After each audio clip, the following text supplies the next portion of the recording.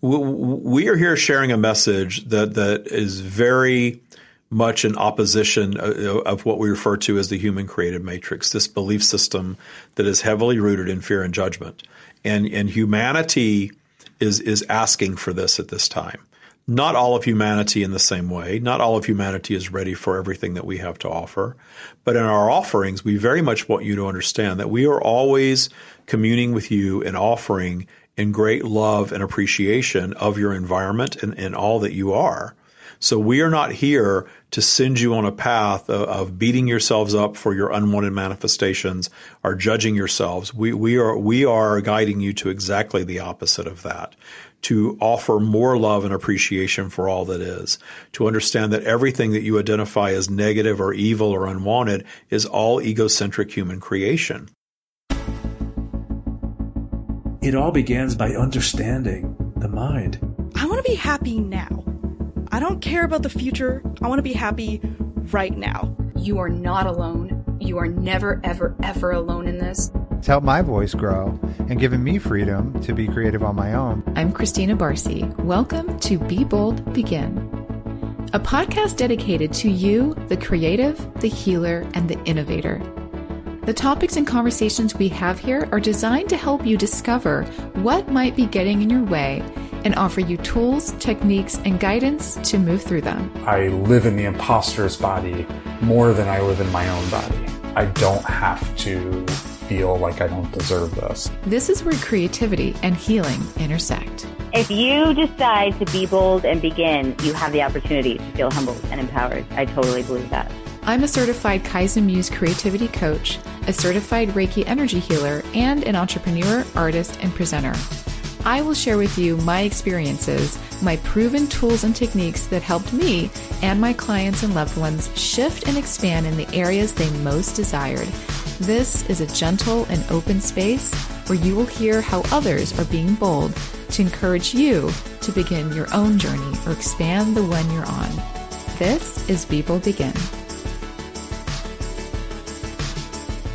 Hi, welcome back. So before we begin today, I just want to preface the episode a little bit. Last week, we had on a guest named David Strickel. His episode is called You Get to Decide the Journey You Are On, and I do recommend listening to that one first if you haven't yet. But if you have not heard that episode, David came on and talked to us about lots of things, but specifically about how he began channeling something called the stream. He basically describes the stream as the oneness, and he comes back on today to channel for us. So here's my interview with the stream.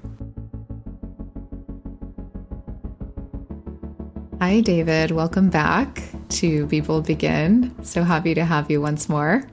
Thanks for having me back. Yeah, so we're going to do something really special today, which I've never done on the show before, but you do it on your show all the time. And your podcast is called The Stream of David. So if you like this today, go check out his podcast because there's more of it there. And we are just going to jump right in. We already shared with you what the stream is, and we're just going to give this a go.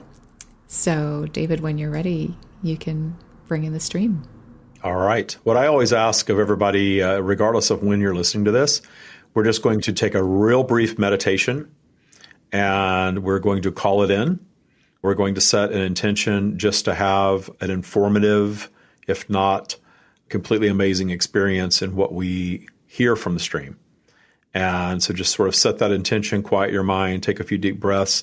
Again, regardless of when you're listening to this, there is power in your intention with this interaction. Thank you.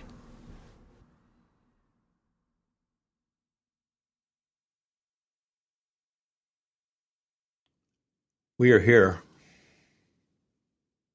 Thank you. Welcome. My first question is if you can just explain to us how you identify, who you are, what you are. We are not truly a we or a they or a singular consciousness, even as you would identify as a soul or a former human. We are what you may refer to as source. We are a collective of all of the consciousness that is.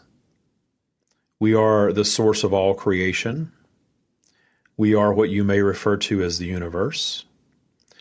We are omnipresent and omniscient, though we are utilizing David's physical vehicle to communicate with you at this time.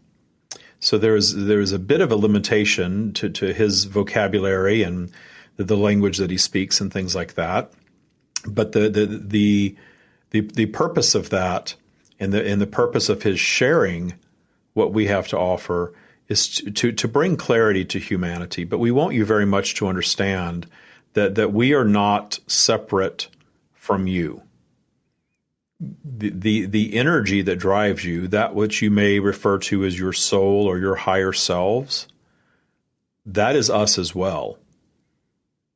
Therefore, you have your own version of this flowing to you, whether you realize it or not. Some of you are perhaps more aware of your intuition, if you will, when new ideas pop in seemingly from nowhere. When you have these serendipitous moments where you feel so aligned and so alive and so connected to all that is. You all have glimpses of this in your life experience. That is the same thing. So you all have this.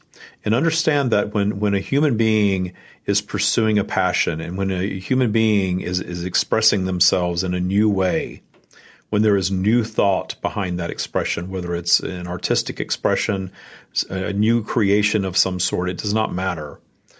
There is source in that creation, that source version of you that it exceeds your human, your ego consciousness.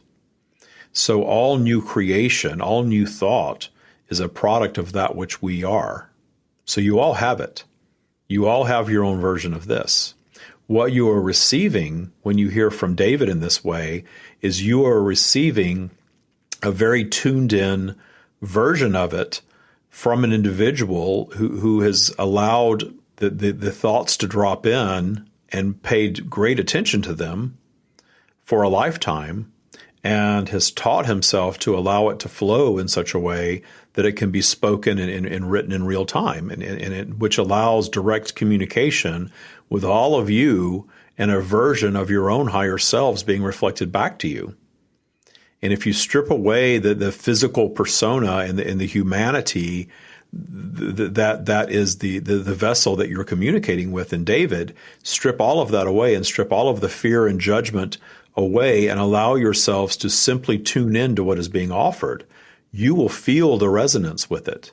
But if there's any fear present, if there's any doubt, which is understandable that you would be doubtful about such things. What is this? Whom am I hearing from? What is this really?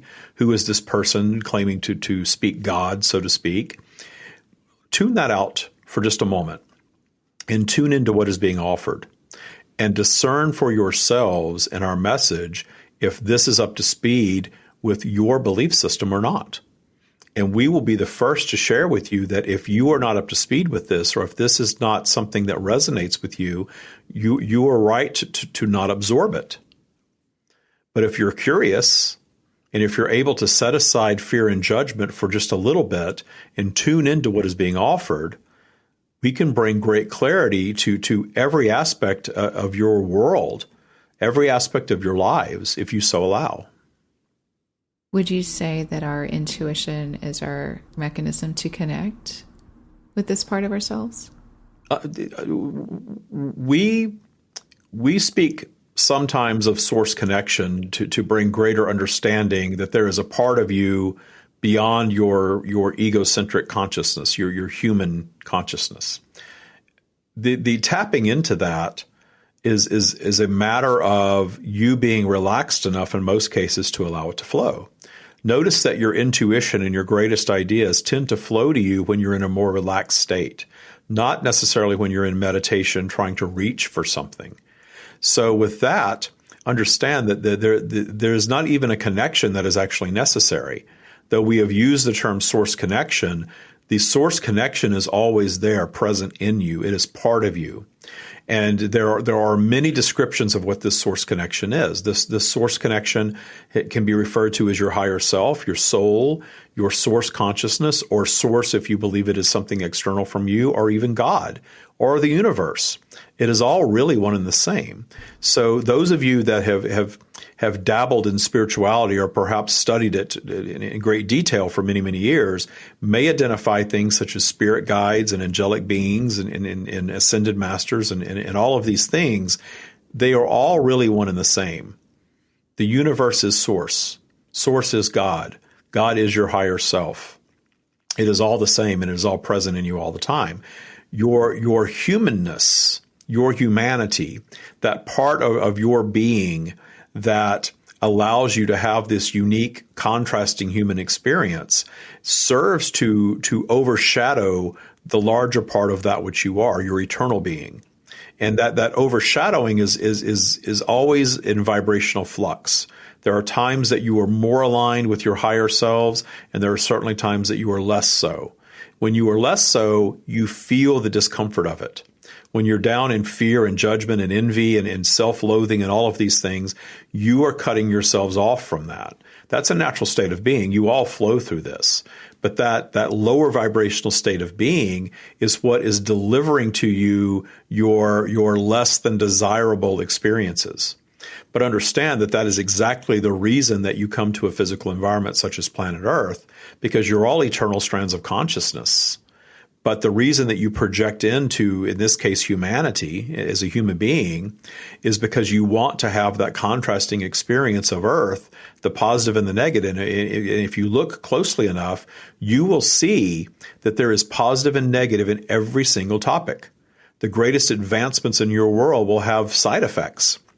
So these negative and unwanted things are your own negative creation, created to drive you toward new creation, to solutions, to new thoughts and ideas. So when you're allowing your negative experiences, your challenges, to advance you, you are receiving your purpose for being a human being.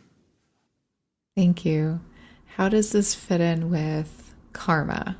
If we are coming here for a specific experience as humans on this planet, Earth specifically, are we here to propel or complete or participate in karma? Does that play into our reason? There are various definitions of karma. The simple definition of karma that many are aware of is the concept of you putting something out in your human form and having something of equal nature come back to you. That is also referred to as the law of attraction. The karma and law of attraction you are not off base when you're thinking of things of that nature. Absolutely, you are all magnets. You are all attracting everything that occurs.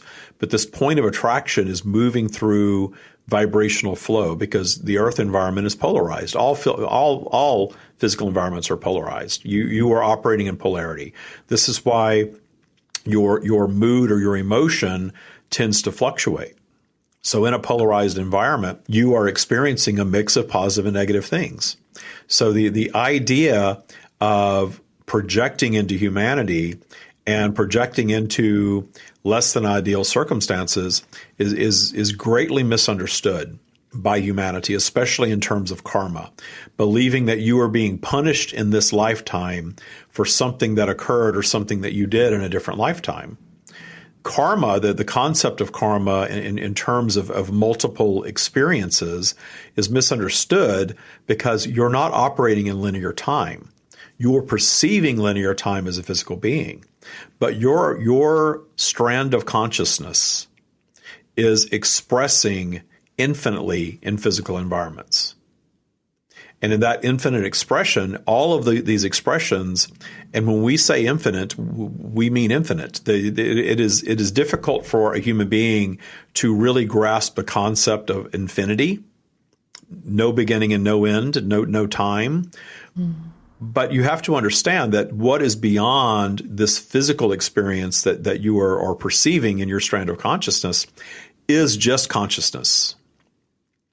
We bundle all of that up and refer to it as the energetic realm. So the energetic realm does not know time and distance and things like that. It is not measurable because it's energy. So your consciousness is expressing in infinite physical environments at all times. There's no linear.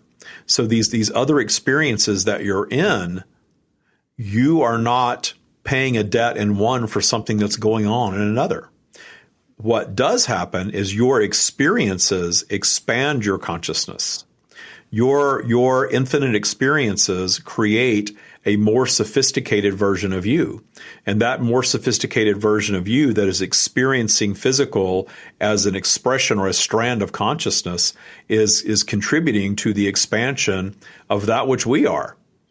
Even your scientists are coming to understand that what they refer to as the universe, which is far more than what they believe at this time, is always expanding.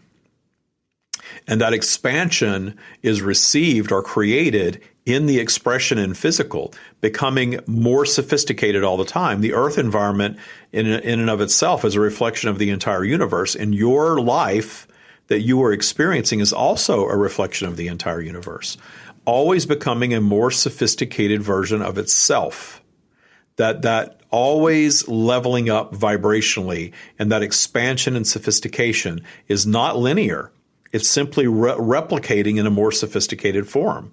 So you're moving through your life experience, and to take this down to the human level so that it has usefulness to you beyond science fiction type fantasy is to understand that this life experience that you're having, when you have challenges and you have struggles and you have things that you wish to overcome, that is actually when you are appreciating the opportunity and you are believing that you can overcome it, the creative part of your mind starts churning. That is the source part of you that is always there and it's always available, but you're no longer drowning it out. This is why we guide everyone toward appreciation rather than falling into this why me type of mentality. Because when you mire yourself in the why me type of mentality, you are holding yourselves away from your source connection, which is actually not even a connection. The source version of you that is always there and always ready to deliver a solution, expansion to anything that you are experiencing. Is that how we maximize our ability to become our higher selves? You are automatically expanding no matter how you operate your human experience, how you discern. You could discern a human experience where your lifespan is very, very short. And in that very short amount of time, have the expansive experience that your higher self was seeking to have. Because there's expansion available in everything.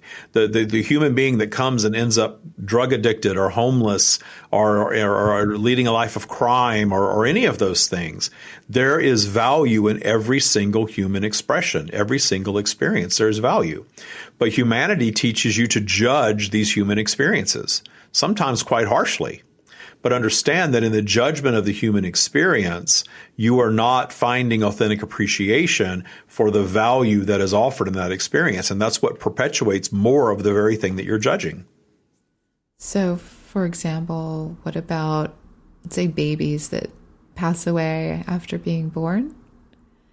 Is that experience also serving the child, or is it an experience that may only serve those experiencing the passing away of the child? There is expansion offered in all of it. And you've brought up a point that humanity largely has not come to grips with. But you see examples of young children that are born into illness that cross over at a relatively young age. And how often do you hear stories of how at peace and enlightened that child was? What you are experiencing is a strand of consciousness that is so expanded in its being that it chose a more difficult path. This is what blows the concept of karma out of the water, because we are here to tell you that the ones that are born into poverty and genocide and in war and chronic and even fatal illnesses early on, that's a strand of consciousness coming to have a more challenging experience in the energetic realm. Your human experience is not judged the way that humanity judges it, Because think of yourselves, if you can for a moment, disconnect from your human consciousness and everything that you've been taught as a human being, and think of yourselves instead as eternal strands of consciousness. The wholeness of that which you are is eternal, cannot be damaged, cannot be traumatized, cannot be ended in any way by anything that is happening in any physical environment. So from that perspective, which you can all apply more and more and more into your lives and be more at ease and at peace and make sense of everything that happens in your environment.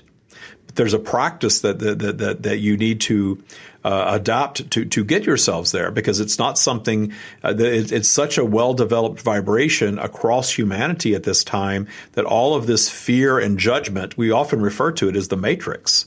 You do not have to operate in the matrix, but your path out of the matrix is a journey. And that journey out of the matrix is the systematic detuning of fear and judgment, especially the way that you've been taught, especially the way that you've been taught around the ideas of justice or injustices that happen. Very often something happens, especially to a child, and we understand very well your human perspective of not wanting to see harm come to anyone, especially not what you consider an innocent being. But you're not fully grasping in that very well-developed human concept that being came to have an experience, and there is no right or wrong length of time or method of conducting that experience. So the ones that cross over before they even get out of the crib, that's an experience that soul is having. And the pain that it causes for the parents is an experience as well. We will pepper in that the painful experience is a human construct because it's a matter of judgment, and all of your suffering is a matter of judgment. But we are not necessarily here to hold you away from that judgment. We understand that as a human being, if you give birth to a child, the love that you feel for that child, and you want the very best for that child, and there is no mother looking for that child in most cases to have a crossing over experience. We understand that very well. So we are not here to present ourselves as callous or careless, but we do present a very different perspective because we do not judge humanity's activities the way that you all judge them. And the value in what we're sharing is not to completely just flip a switch and adopt this as your way of being and becoming what many of you would label a cold, callous, uncaring individual, but to begin to bring more and more and more of your own source perspective into the trials and tribulations of humanity and of yourselves. Because every single thing that you've experienced, your suffering in it was rooted in your judgment of it. And to have the experience of a child crossing over, it is not wrong to experience the suffering part of that. But you begin to make sense of it and you begin to move forward and not ending your human experience and moving toward appreciating the time that you did have and appreciating the being that child was and appreciating that perhaps you have opportunities for other children and you have other things in your lives. And this is a healing journey. And you all get to choose what that healing journey looks like, what it does for you, how it expands you, and how long it takes in linear time. Thank you. Do we come to this experience seeking healing? You come seeking expansion, and your healing journeys are the delivery system for expansion in most cases. Because if you all project in, and we understand that many of you, especially those of you that have had what you consider difficult journeys, may long for the simple journey, the lucky ones, the ones that you view and believe that they are born into the perfect parents and the perfect economic status and the perfect environment with the perfect belief system and have the seamless lives. Understand that there's no human being living without contrast, but that there are varying degrees of your contrast. There are certainly more severe circumstances. Again, a child that is born into starvation as opposed to a child that is born into what you would call privilege. Certainly that's a very different experience. But the idea that there is something wrong with any of the experiences, there is nothing wrong with any experience that humanity is having, even the ones that you look at and you wish that they would not have. You wish to never see that again. You wish that thing went in. But this entire idea of moving towards some sort of utopian environment where you're all birthed into perfection, that would completely negate the need for physical being. Because the purpose of physical being, indeed, is expansion. And very often the things that you suffer in are the things that you discern as not your preference and create from. That is exactly what creates your expansion.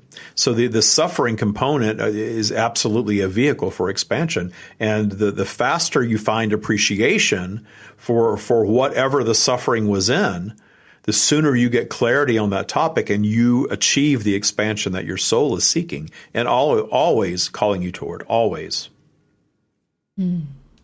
Wow. So does this mean, is there a possibility of many different dimensions and existences that are happening simultaneously for each soul?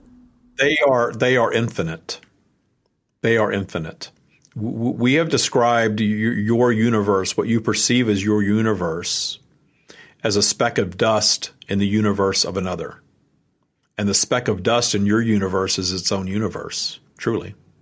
But you all think in terms of earthly scale and earthly, you believe that there are beings on other planets and notice that they always look a lot like you. In your science fiction, they're always sort of your height plus or minus.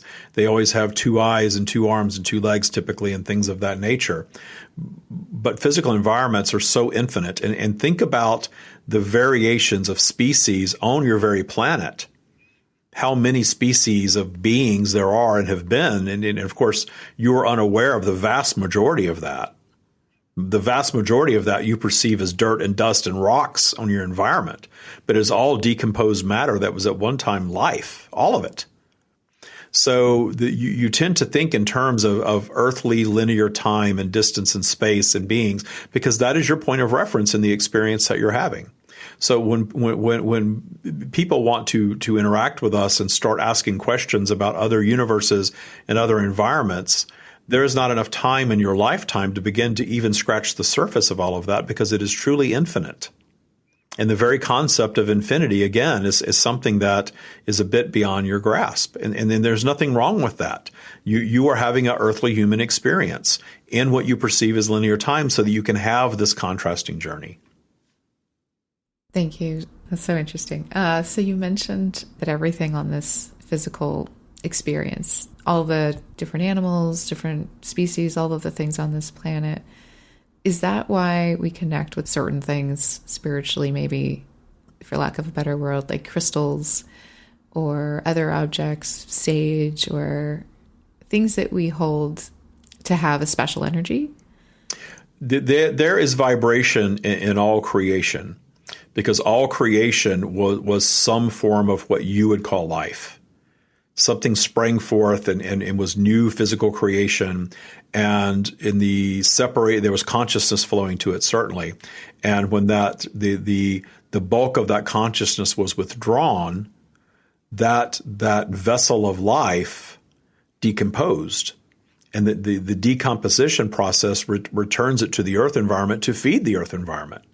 To build the earth environment. And certainly you are becoming more and more aware that this organic matter placed in different conditions form in different ways. And there is certainly a vibration of density that you all recognize in certain stones that is a different vibration than something that you do not discern as much as your preference. The things that you view and automatically discern as your preference that you believe are beautiful are of a higher vibration than something that you do not discern as much as of a preference. Speaking of things such as diamonds and crystals and things like that, there's an element there that you human beings tend to discern as your preference. You find that they are appealing. But why are they appealing? Why is a crystal more appealing to you than a simple clump of clay? It's simply because there is a vibration in that crystal that is a higher vibration than the vibration of the clump of clay. That's why you find it appealing. That preference is not because we are anointing a crystal is more valuable than a clump of clay. You are simply noticing in your own unique way that that item is more appealing to you, and it's because the vibration is a higher frequency. And we will add to that the using these things as a tool. Understand that everything has the value that you give to it. So you have this preference for this rock formation that you find very, very appealing. And it has a vibration to it. And if you wish to give that power, it will have the power that you assign to it, as anything does. And if there is something else that is not the same vibration, and you decide to give that power, you can give the clump of clay in your personal belief system greater power than the crystal, and have that clump of clay, if you are authentically assigning that value to it, have that clump of clay have more power than the crystal. Okay.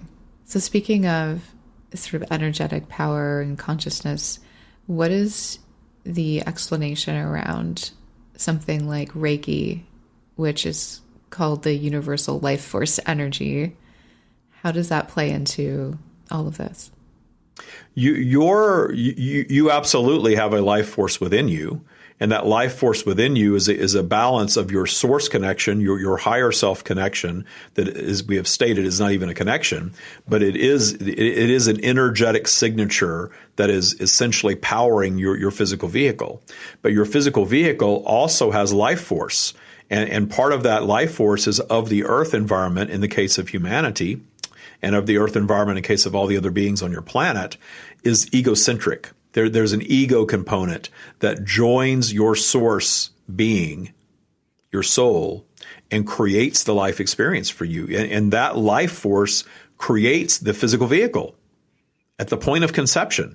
That life force is there at what you call that spark of creation that you refer to as conception. That starts there and forms into what you identify as a human being. And as you move through your life experience, you are creating your human operating system, which is your belief system. And your belief system is assigned into your subconscious train of thought. Your subconscious mind is a never-ending loop of your true belief system. This is why you have certain things that you try to change a belief on, but you feel pulled back like you have a rubber band attached to you into an old belief system. A belief system is not something that is easily formed, therefore it is not something that is easily changed. And that's to keep you on a steady path. But you can change your belief system. You absolutely can change your belief system. But it takes time and it takes work and it takes intention to do that. So this idea of life force, absolutely you have life force. When a being's belief system leads them down the path of worthlessness, they begin eroding their life force.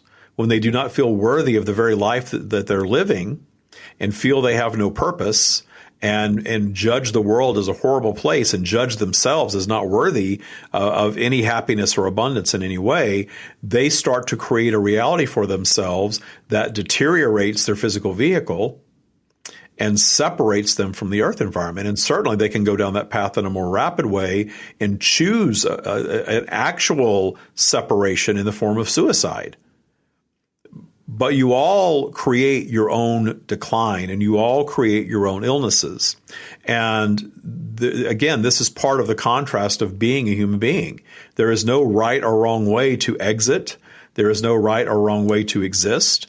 Those that are having an experience of being what you would label as unhealthy in their physical vehicle, perhaps for an entire lifetime, there is value in that experience. But understand that experience is a chosen experience from a belief system, maybe a belief system that was instilled early on by other beings around them, but a belief system nonetheless. In fact, you all create your base belief system from birth and a little bit prior to that even, but certainly you begin amping it up when you go through the birth experience and you begin receiving information from all of the beings around you. Again, we will go back to the how you find crystals so appealing.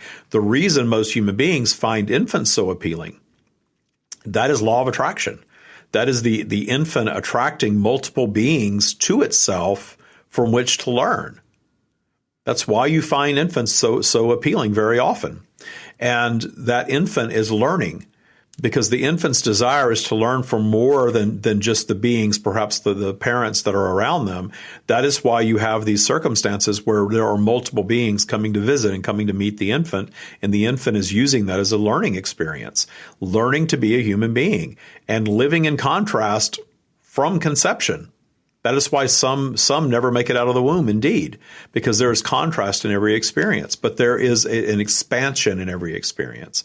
So the infant starts learning from its environment and establishing its own unique belief system that is rooted in the wholeness of that which they are. So all of these other experiences that are transpiring for this strand of consciousness that is projecting in, that is what's creating the unique reaction. That's why you can have twins, two siblings that are born minutes apart and still have very different life experiences and form into very different personalities.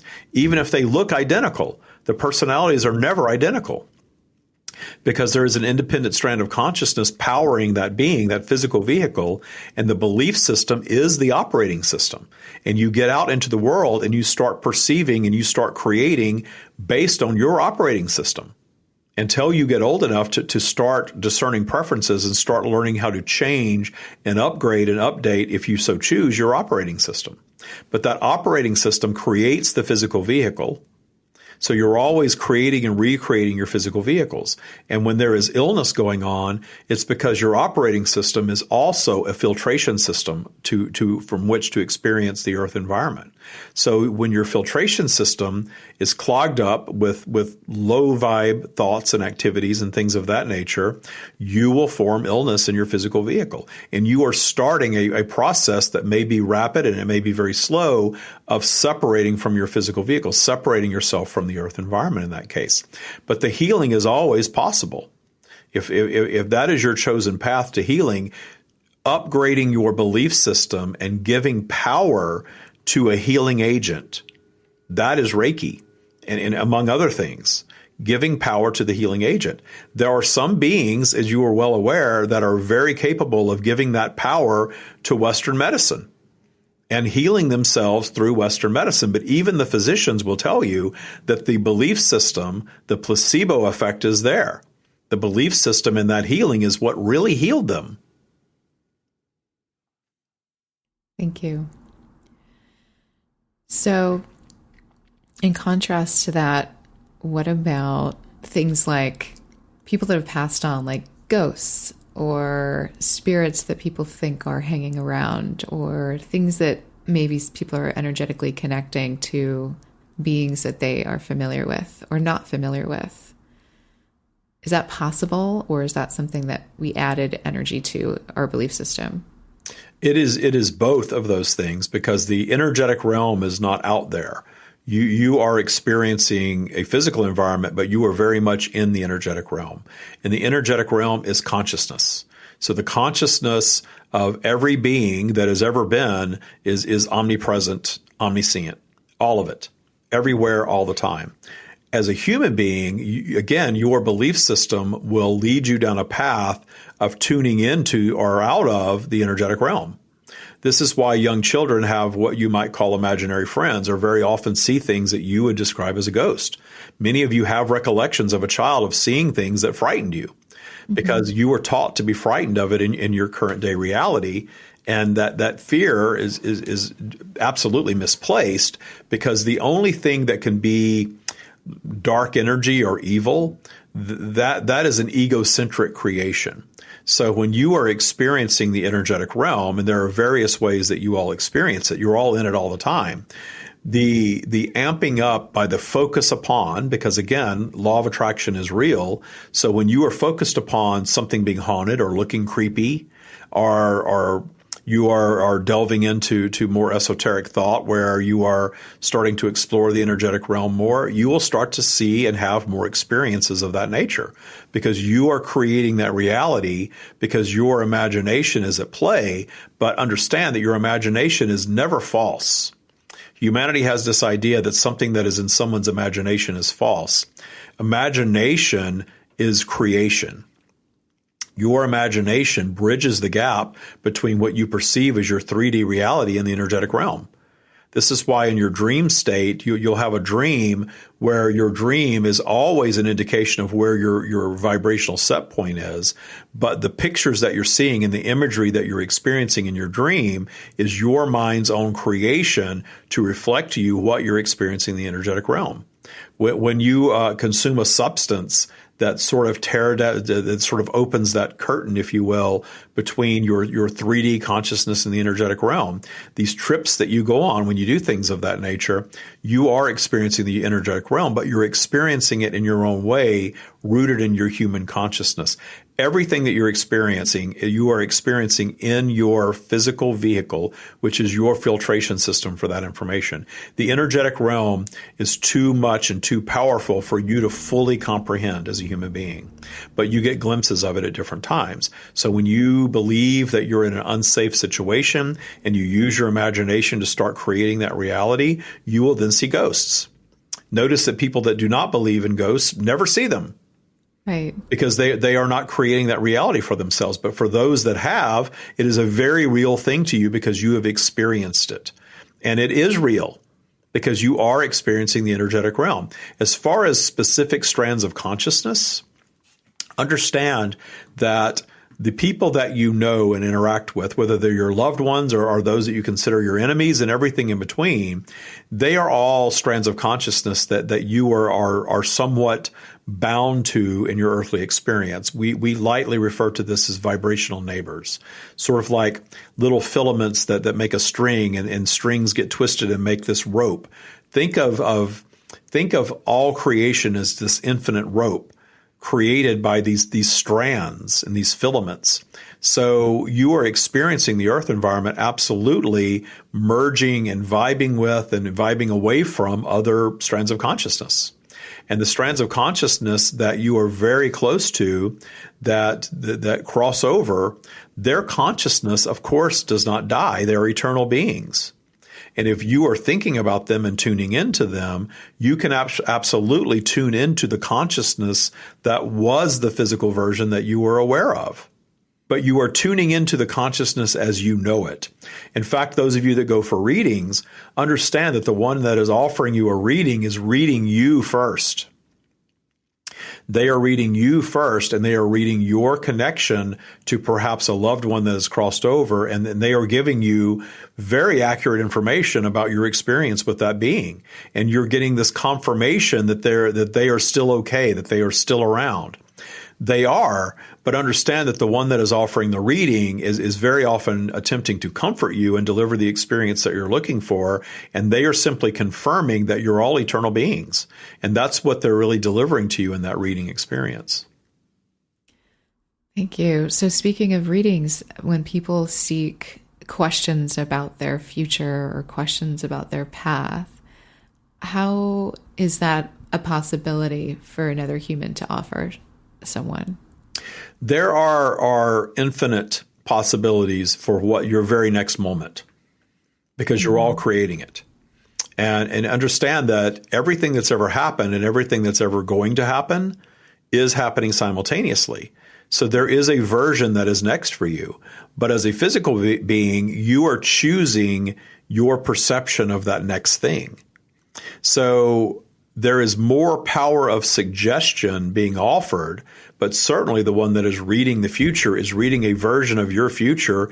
And if they are doing it in a way that you believe is accurate and truthful, they are reading you yet again and reading a version of your future that is an absolute possibility. And perhaps through the power of suggestion, either offering a warning or offering encouragement. Very often, again, these that are offering the readings are offering the more positive path.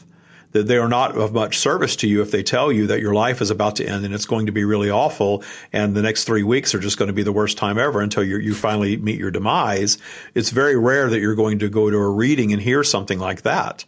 You are going to hear a more positive version because the one that is authentically reading you knows that they can shift you to a different vibration that will stop that thing from happening. And that benevolent version of them will very often do exactly that. They are not necessarily doing you a disservice, but there are endless possibilities for what's next for everyone. But there is a power of suggestion, and there is a version that you're going to live that you can eventually connect the dots and say that person even years ago was absolutely right. Because there's enough of that information and enough of that manifestation happening that you then surmise that is right. And very often you're doing that because you innately know that there is an energetic realm, that you are an infinite strand of consciousness. You all know that. And you want to make it true for yourselves. So you'll help connect those dots to confirm that your suspicions are absolutely true. There's nothing wrong with that. It's simply confirming that your belief system of being an infinite being is accurate. How does that work with things like Akashic records or going into these very specific, what they refer to as dimensions, where you can access things for people? I just want to know more about that from your... That is a reading of a current vibration, because you all, and most that do that type of work will say that you still have the power to choose and the power to change, because they are right, you do. Right. They are reading the path that you are currently on. And very often, again, through the power of suggestion, if you adopt into your belief system that this record that has been opened for you is gospel, and it's something that is intriguing to you, your belief system is now creating that reality. Your belief system, your imagination even, is bridging that gap and making that thing a reality for you. How is it possible for someone to do that for somebody? Tapping into the energetic realm. And tapping into the beings. You are all a collective consciousness. When you are at your best, up your spiral in a higher vibrational territory, and you are tuning into someone. When you are really appreciating someone, you are really tuned into them. And when you're really tuned into them, you have the availability of all sorts of information, because you are connected energetically, especially if they are very open back to you. Notice at these times when you form new friendships and new romantic relationships, when the vibration is super high, you cover a lot of ground in very little time with these other beings, because you're able to do that energetically. So imagine honing a skill to train yourself to offer that up as a service to humanity, just the way David is offering up the service of channeling source consciousness for all of you. It is something that is aligned with, and it is something that is learned. You hone that skill. So certainly if you are looking to hone that skill and your belief system allows you to authentically believe in your worthiness of it, it shall be. And that's true on any topic. Thank you. So speaking of everything having this connection and vibration, how important is it to leverage, connect, or maintain the mind-body connection, health, and wellness to maybe reach your highest self or live in a higher vibration? Understand that what you would refer to as your mental well-being is a vibration. And you all operate on a vibrational spiral, a virtual vibrational spiral. So when you're in high vibrational territory, that's when you're loving yourselves and you're feeling worthy and you are optimistic about the future and you're creating things in a positive light and you're believing them. You're believing in the possibility of them. That is a higher vibrational state of being than when you are doubting and fearing and doing those things. And you all know that simply by the way that you feel. Understand there is no right or wrong vibration, because the lower vibrational periods do hold value, as we have already explained. So we are not here judging where you are vibrationally. You're all here to have your experience. But if your desire is to be up your vibrational spiral more often, then you need to start looking at the things that drag you down, your triggers, your judgment of humanity, your judgment of self. And you can begin a process of detuning these things, shifting to your higher self-consciousness. We refer to this very often as zooming out to source perspective, to our perspective of non-judgment. When you start reviewing everything that has transpired in your lifetime and you start pulling the fear and judgment out of it, you begin to see clearly. You begin to get clarity on how you could have attracted something that was traumatic for you. And claiming ownership in your role of the creation is not about blaming the victim and not about dragging your vibration down that it's your fault. We are not about fault. We are not about blame ever. It's an experience. When you start reshaping the way you view humanity and your own life journey as a collection of experiences, none of them good, none of them bad, all expansive. And they are. And you can, even if this sounds insane to you at the first hearing of our words, you can reach a place where every single thing that you've experienced in your life is just an experience that you had, and all of it expanded you. And then you can take that out to humanity and understand that it's all just an experience. There's nothing happening in the earth environment that ends that which you are. We often refer to your earth journey very playfully as a weekend trip. When you have a little weekend trip to the beach for 2 nights, you're not placing so much pressure on it anymore. If it rains, or if you get a flat tire, or if the hotel room is not what it is supposed to be, generally you move through that experience and end up laughing about it at some point. So start thinking in terms of that as your in regard to your human journey, that it's just this little weekend trip, and there's nothing happening here that ends that which you are. It allows you to start detuning the judgment of it. And once you start working in that regard, start thinking of what else is dragging your vibration down. The physical vehicle is very tied to your vibration. So if you have a physical vehicle that isn't healthy, that isn't of wellness, as you would say, then that is absolutely impacting your vibration. How you respond to your environment, the judgment, the fear, how your body feels, you're believing in your past as being traumatic and the people that are around you as toxic and all of these things, cleaning all of that up holds great value. So as you start cleaning up your mental vibration, your physical vehicle is going to want to follow that. And the better care you take of your physical vehicle, the better it's going to serve you. David made a realization not long ago that he was taking better care of his actual vehicle and his pet than he was of his own physical vehicle. He was putting the very best gasoline and expensive oil changes and temperature controlled garage and all these things for the vehicle, and the very best organic pet food for the pet. And not giving such reverence to his physical vehicle, and then made those changes and dialed into the vibration of wellness and made those changes very quickly. And in doing so, he realized that the way he feels when he allows us to flow was amping up more and more and more in his everyday existence after years of doing this. But you all need to have your experience, and you all need to have your journey. We refer to these lower vibrational periods as spinouts, and your spinouts hold great value, because had he not created the health spinout for himself, or at least the wellness spinout for himself, he would have never dialed into the highest vibration he's ever dialed into regarding that very topic. You have to teach yourselves very often. Very often we hear you say that the universe is sending you something to teach you a lesson. The universe is not sending you anything that you are not dialing into and ordering up vibrationally. You are creating that journey for yourselves. And again, we are not guiding you to beat yourselves up about this, because it's exactly why you are a human being. To have the screw ups and the spin outs and the mistakes and the broken relationships and the failed businesses and the jobs that didn't end well and the toxic environments and the traumatic childhood experiences and all of that collection, all of those things, ultimately, as soon as you find authentic appreciation for them, and you can, because when you take the judgment out, you're well along the way. The forgiveness aspect of all of this is certainly placing you on that path, but we guide you well beyond forgiveness to authentic, unbridled appreciation of all that you are, which includes all of the experiences that you've created for yourselves.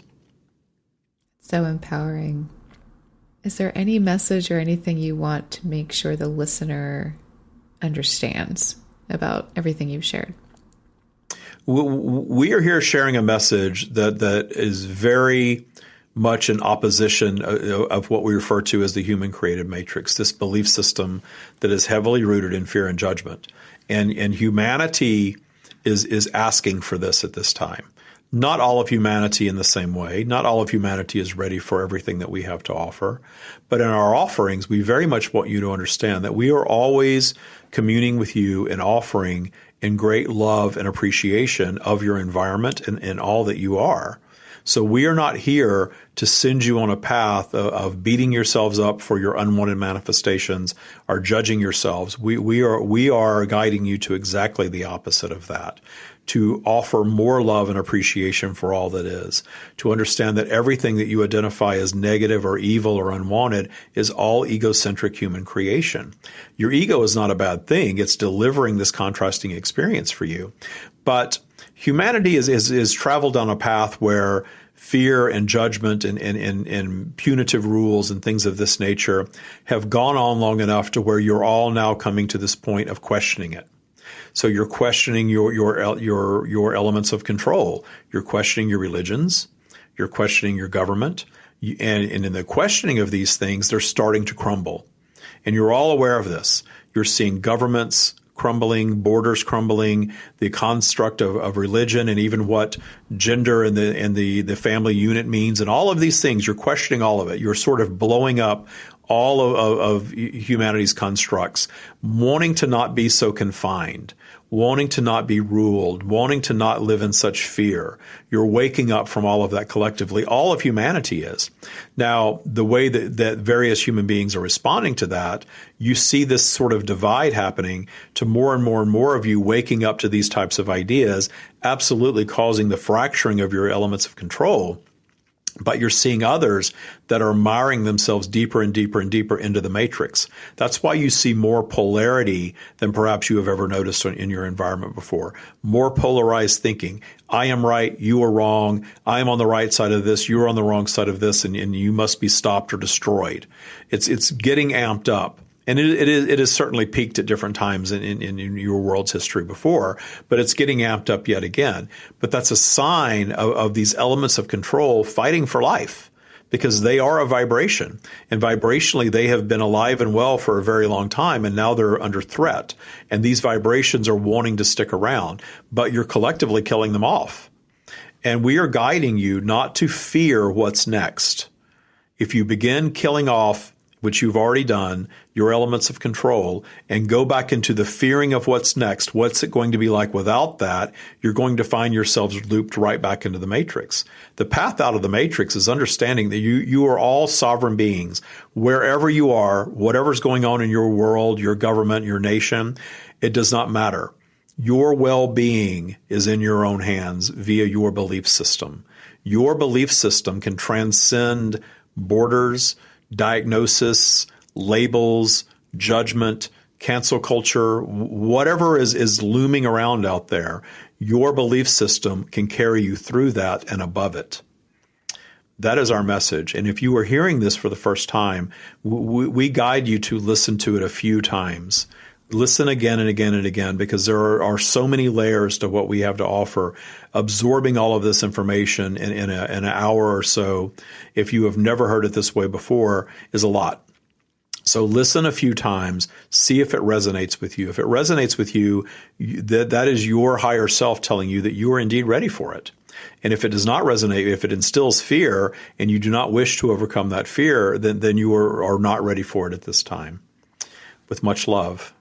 That is what we have. Thank you. Hello. Hi, David. Welcome back. It's always a little weird when when they pop out. Come back, it's a little confusing, but how does it feel? We just laugh about it. Yeah. How does it feel for you? I always feel really happy and really up and very energized, as you can tell. Yeah. I don't have a lot of recollection of what happens when I channel. Bits and pieces. It's just I never have a full memory of it. So that's why I always kind of come back and I'm like, well, here I am talking. I'm on a camera. I'm on a mic. Talking on camera with someone. This is great. And then I start to kind of get my footing again and figure, okay, here I am. But it just feels amazing. It feels amazing to share them and have that flow and have that clarity and really feel like what an experience of zero fear, zero judgment, pure love feels like. And there are times that we go really deep that I start bawling. I start crying right after, especially with a group of people. That happens sometimes. I come back and I'm crying and I'm like, okay, I guess that was a good one. So do you find when that's happening, so two things. One, it sounds like it raises your vibration, like you get to be in the vibration that the source offers. Well, I come into it raising my vibration. Like I would never hop on here. You know, I meditate out in the sun. I did a nice workout this morning. I got out in the sun and meditated, hydrated, came in here with a great intention. We had a lovely interaction, conversation before we went on. And then it was really easy for me to just dial right into that. And it's always right there. Yeah. But if I were, really upset about something, which really rarely happens anymore, or really in a low vibe state, which doesn't happen much either, it would take a little work to get into it. But I can raise my vibe and get right into it. And then it's just, I always say that I step back and they step forward. For people that have ever driven a stick shift, you have these different gears, it's like shifting into a different gear and allowing them to sort of take over. And it's not really like being possessed. I know it might seem like I'm possessed, but I'm not really possessed. It's just a consciousness that I'm sharing, but it's different than me. And stuff comes from them that I could never figure out. I was in a relationship for 20 years, and 5 years after we split, he took my boot camp. He wanted to take boot camp 5 years after our divorce. Wow. And while he said, your life has always gone really well, and I've always struggled, and now that you're doing this, I want to, take that. I'm like, wow, after a 20-year marriage, you saw finally some value. Yeah. Yeah. Wow. So he took it. He didn't tell anybody who he was. It was his choice, and I was fine with that. So he graduates, and we're doing his testimonial. It's still on YouTube, I think. And he said, I can attest that your channeling is real because David's not that smart. I thought it was funny. Like, you had to get one last dig in. Okay, thanks. But, it was nice. It's funny how those things can happen. Just the humanness of that is so interesting. We did a live workshop. We call them Ascension workshops. We did one in LA last month, January 15th. And we have somebody that graduated from our boot camp program who this guy's completely reinvented his life, like a totally different person than he was. And he brought his brother. And even though the brother has witnessed this transformation, the brother was saying that he was curious. But in the back of the brother's mind, he was extremely skeptical. He thought it was a cult. He thought, what is this? This is fake. And he actually, as soon as they arrived, they came kind of in the middle of the event. We pulled numbers. His number got pulled and he came up and he was going to trick me or mess with me. And he came and he sat down. I don't remember this, but everybody told me about it, and looked into my eyes and started crying and then started talking about his dead father and had this like amazing experience with the stream. And then the videographer interviewed him the next day. We have it on film. I can't wait to get it out there, where he said he was not expecting that at all, that the second he sat there, he was in the presence of something very different and he just completely changed. And, it was like this life-changing experience from this skeptical person to come up and have that experience. He was crying. The whole room was crying. It was really cool.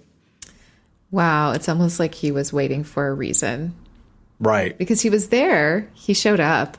Yeah. He bought a ticket. The tickets aren't free. He bought a ticket and showed up. So I'm like, there was some part of him that was really, how could he not respect the transformation that his brother went through? Right. It was major, like completely different person. So you've got to notice that. You've got to wonder what your brother's doing. And, I understand being skeptical about it, but there was part of him that was, and again, his number got called for a reason too, right?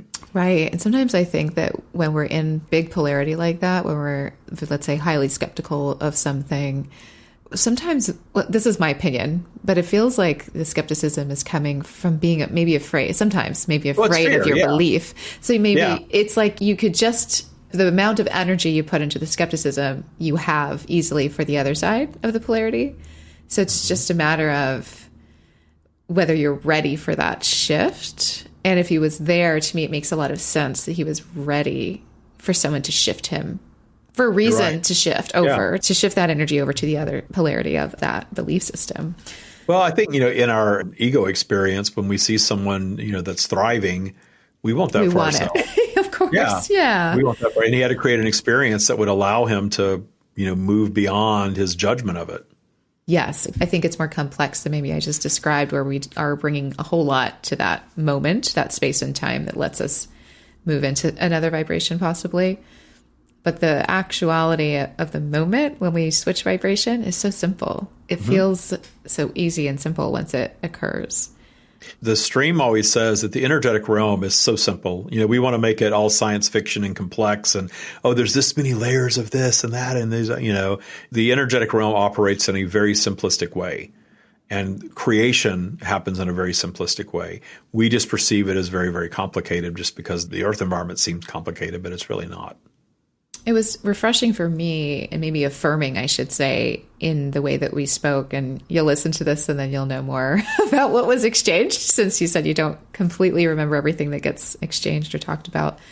But yeah, for me personally, it was affirming a lot of beliefs that I was already in the vibration of or belief system of, and just hearing it said in different ways through the conversation we just had with the stream helped me kind of settle into some of that, like let go of any confusion, perhaps is the way to say that, is anything that's still going, I don't know, or, the stuff that gets in the way, confusion takes a lot of energy.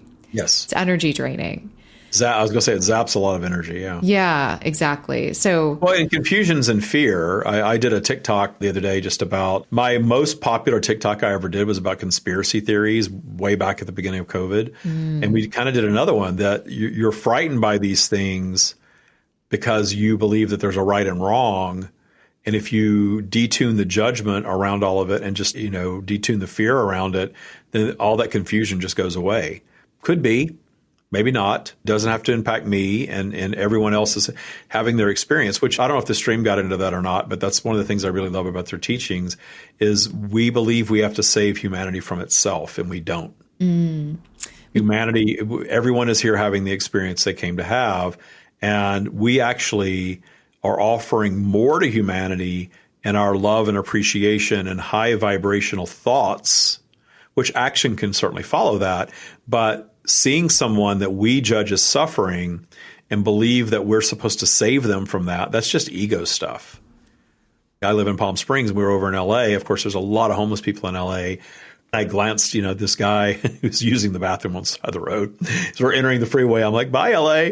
Not that that ever happened in Palm Springs, but I used to live in the city in San Francisco, so I've seen plenty of that. And right away, I just got this peacefulness that, hey, that dude is living exactly the life experience that he wants to live. That's his vibe. That's what he's doing. That's the life experience that he's choosing. And believing that we have to go and rescue that person from themselves, again, that's all our ego stuff. Source is saying, hey, everybody's having their experience. Don't judge it. Just love it and understand that love and appreciation solves everything. Everything. Yeah. I think it's so easy to complicate, like that example particularly. One, we have empathy, right? A lot of us are empathetic to situations, people, things, all of that. And that can get confused because it feels like a loving energy, right? And then I also think that it can get complicated when we realize that there are like systematic issues that impact, let's say, homelessness, for example, and people that are wanting to, let's say, higher the vibration around that, create systems that maybe function a little bit more equitably and things like that. It's like all of that sounds like a complicated thing to accomplish. So it's like this confusion between how do we honor someone's immediate, space and time experience while still kind of doing things that we feel called to like raise the vibration around bigger systems, the systematic things. Like during the stream, we talked about how we're waking up and starting to break some of these things down, and we're no longer accepting them in the way that maybe we were before, or we're changing the construct around a lot of this stuff. So to me, this fits into that. Yeah, well, I think the solving of things, and again, that's our expansion, right? We're here to solve things. Yeah. So if you want to solve homelessness, starting at that point of this should not be, they shouldn't be having that experience, I'm going to save them from it. Think of what that vibration is. If you're thinking of law of attraction and creation and vibration, as opposed to here are a bunch of freedom seeking beings. For the most part, there are certainly people that, would like to function in society and for whatever reason they just can't. But a lot of them are not functioning in society. And even if you have programs to help them, they can't function in those programs. That was the thing about San Francisco, is there's so many things to help homeless people that homeless people, for whatever reason, aren't taking advantage of because there's a requirement or, there's any number of things there. So appreciating them as they are, where they are, I think paves a path to actual solving of something. Mm-hmm. And we're taught not to do that. We're taught to judge it, and it's wrong, and it can't be, and we've got to save them. And then it never gets solved. It just gets worse because anything that we demonize, we give power to. Anything. So right now, I just did a podcast yesterday talking about how do we pay attention to politics without getting drawn into the polarized, judgment of all of it. Because there are things happening that I don't want to see. I don't like having to go and show a vaccination card to go into a restaurant in California. And I don't like always having to wear a mask. And, I don't like that. I believe in freedom of choice, and I believe in, all of that stuff. But demonizing, like, oh, it's so awful that they're doing this. Well, the people that are doing it believe that they're saving people's lives. Mm-hmm. So you can't really judge that. We're doing this because we want everyone to get vaccinated because we believe that's the path to not having this or having it. You can't get into demonizing things because anything that you demonize, you give power to. Solution-oriented is loving something and appreciating something and moving in that high vibrational, we call it radical appreciation. And the discerning preference, certainly, but radical appreciation of anything that is, any problem, anything that needs to be solved, the solving of it is always in the radical appreciation of it, not in the demonization of it. Thank you for that explanation. That does help just with the language around how we approach these things and the confusion that can occur, I think, for someone like me who is very empathetic, but I also don't really pass a lot of judgment on anyone's experience either. So it's like articulating that can be difficult. So I hear a lot of times people say that they're an empath and they suffer so much in their empathy because they're absorbing all this, energy from people. But really that suffering is in the judgment of the experience that they're absorbing. And that's something that I had to learn because I channel, but I also can really tune into the vibe of where I am. And going into a big crowd, you're absorbing all of this energy and it's overwhelming. And it used to lead me to drink.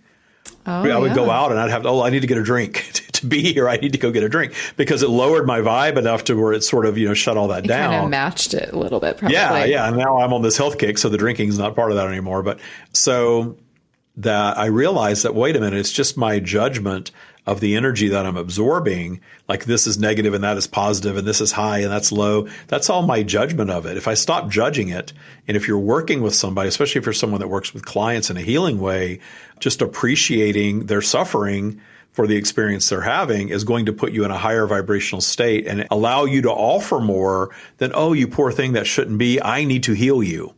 Yeah. Does that make sense to you as a Reiki? Yes. And that's actually the first time I had ever heard that was when I was getting my, I don't remember, first or second attunement.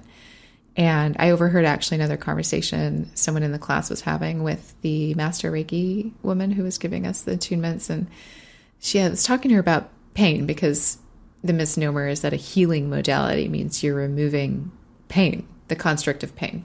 And that's not the goal, nor is it really what's happening. But the way she phrased it was like, oh, I would never want to take away someone's pain experience because they need that. And they're choosing that for a reason. I love it. That's very tapped in. It's very aware. She's lovely. Her name's Jamie Watney, so shout out to her if she ever happens to listen to this. But I'd never heard that before at the time. It really resonated, and it really caused me to hold on to that and think about it and process it. And now it feels obvious. But if you've never heard that before, it doesn't make a lot of sense at first. So, there's room for that process to happen too. If this is not making sense yet, that's okay. Yeah, well, sometimes when you tell somebody that it's your judgment, then they feel like you're judging them. Well, I'm not judgmental. What are you talking about? We're all judgmental. We're all discerners of preference, and you can detune the judgment, but you're never going to get rid of it completely. And anytime you think somebody shouldn't be having an experience, you're judging their experience. Yeah, it's a funny thing. But the accusatoriness, it's like it's hard to call things out in certain environments because it's not about accusing someone of something. It's like accusing someone of being human. Like, that's silly. Yeah. Like, of course we're all human. That's why I love that we use the term detuning a lot. Detuning fear and judgment, not completely eliminating fear and judgment, because that's part of the human experience. It doesn't have to be as exploited as it is, in our being. And, that's learned behavior that we can change. Yes. And that's liberating to know that it's a learned behavior that we can choose to change. I see people do it all the time. Detune. I've worked with people in their 20s all the way to into their 70s. And I've seen people in all age groups from all cultures detune fear and judgment systematically and really see their lives change as a result of that. I completely believe that that's true, because that's such a core part of how we experience things. And when we can tap into those and realize that we can choose differently and detune, I like that word too, to detune that. It just feels so helpful. And it's such an easier experience to have when we detune those things. I'm going to think about that, because I do get drained in crowds very easily. Yeah, bourbon works, but you don't have to go there. Yeah, that does. It does, but that drains me differently eventually. Yes. So yeah, I regret it. Like in the middle of the night, whenever I have a drink now in the middle of the night, I haven't had one, in a couple of months now at all, but, I always have some misalignment with it. And my whole thing was that I could always have one and be okay, if never two, for multiple reasons. But yeah, it wreaks havoc on your body. It really does. Something about the whiskey, specifically about the whiskey vibration. I can't really have more than one without having some kind of repercussion too. Yeah. I don't know what it is about that specific drink. There's a little bit as like an experience for your body, and a lot is creating a little temporary damage to your body. It's like poison, I think. Probably. Yeah. Mm-hmm. I mean, anything that's able to alter your personality like that's having an impact on your vehicle for sure. Of course. I mean, it's undeniable that it's having an impact. Otherwise, we wouldn't reach for things like that in situations that make us uncomfortable, or we think that we need a little help, or all the things, all the reasons, right? Or we just want to have fun. There's tons of reasons.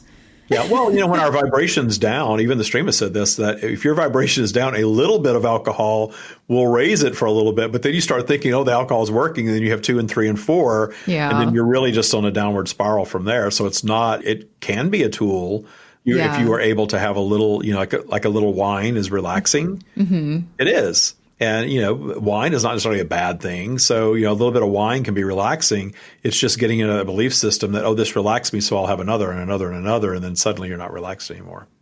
That's very true. It's about detuning what the wine means, right? It's like, what is this? Well, we were talking about 90-10, right? 90% of your consumption should be nutrition and 10% should be enjoyment, if that's your preference to have, if you really enjoy food. I enjoy food. I love to cook. I love to eat. Yeah. But I can't, I can't just keep eating like I was for the last couple of years where, I was just having anything and everything. My physical vehicle was pushing back hard on all of that. And then when I changed it, it changed overnight. Wow. It's pretty powerful to know that our bodies can do that we can suddenly have a very different physical experience by making a simple choice like that too, which it's simple, not always easy. My 30s, I was really heavy and really in bad shape. And then my 40s, I got into good shape. At 51, I was in the best shape of my life. And then it kind of spiraled backward, during COVID. And it wasn't COVID's fault. Yeah. It was how I chose to react to all of it. But, again, it was the experience that I had, because now I'm more dialed into actual wellness and health beyond just losing weight and putting on muscle and looking good, which was kind of what I was into, around 51. Look at me at 51. Well, I had that experience and it was fine, but it wasn't everything. Yeah. And, it doesn't make that experience less valuable either. It's just. No, I'm glad I had the experience. It was the first time in my life I would walk into a place and people would look at me and it was like feeding my ego. I loved it. Yeah. Until I realized, okay, this is kind of empty. I need more than this. I need more depth than somebody just telling me I'm handsome. Oh, right. But what a useful thing to realize too. Like, I just see the value. And it's funny because during that time I actually met somebody. It was the first time I ever got infatuated with somebody. It was the first time I ever really experienced narcissism. Oh. And it really taught me about that. And now I have a lot more understanding of somebody that comes into my coaching realm, especially that, is I'm in a relationship with a narcissist. I know exactly what that feels like. Exactly. Yes. And I knew that narcissist was just a mirror of what I was experiencing at the time. Wow. Oh, that's so interesting. You do a whole other podcast. I was just going to say that. We should bring you back and talk about narcissism, because that is a topic that we haven't really covered. And it's come in and out of my life quite a bit. So it's just an interesting thing that we come across as beings, you know? Yeah. Well, and again, I had to detune the judgment of that because it wasn't all that this person was. It was just an aspect of personality that was very strong that I was very ensnared in for just a little bit. It ended up being a very cool experience. A very cool experience. That is intriguing for sure. We could keep chatting forever, I think. That way, but I understand we have to. Which makes me think that we should have more podcast episodes. I so appreciate you coming back and doing this for us and getting to interact with the stream. That was fascinating. For me, it felt like a meditation, like a very focused space that was just open and like what meditation often feels like. Good. Well, thank you for having me. It was a lot of fun being here, and it's always fun talking to you. Thank you so much, David. Thank you for listening to People Begin. We hope that these episodes are helping inspire and empower you to take your next steps towards whatever you're thinking of creating.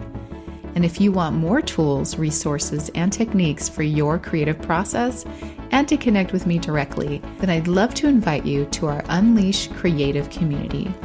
Just follow the link in the show notes, and I'll look forward to meeting you there. Happy creating.